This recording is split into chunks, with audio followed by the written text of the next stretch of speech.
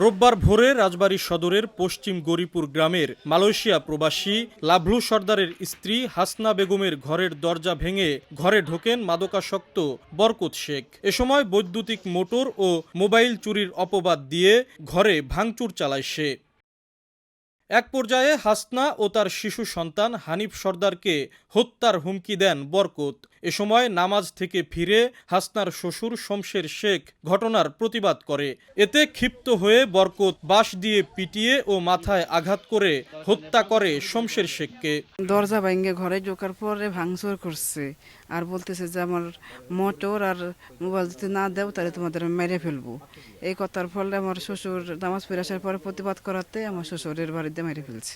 এক কথা দুই কথা উনি করলে হঠাৎ করে ভাষা খারাপ করছে বরকত। ভাষা খারাপ করলে উনি কইছে ভালো হয়ে যায়, ভাষা খারাপ করিস কিসের জন্য, এই ধরনের কথা কইতে কইতে ওনার একারে বাড়িতে বাড়িতে এই পর্যন্ত নিয়ে গেছে। এই কথা দুই কথার পর এই যে জায়গায় বাস ছিল এই বাড়িতে মাথা ভেজে বাড়ি দিয়ে ককটা বাড়ি দিয়েছে, মানে গিলোমিলো বাইকে ফেলেছে। হত্যার ঘটনায় নিহতের ছেলে থানায় মামলা করেন। পরে অভিযান চালিয়ে বরকত শেখকে গ্রেফতার করে পুলিশ।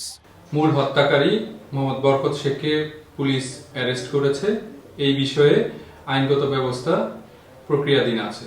৭২ বছর বয়সী শমশের শেখ দুই ছেলের সংসারে অবসর জীবনযাপন করছিলেন। আশিকুর রহমান, সময় সংবাদ, রাজবাড়ী।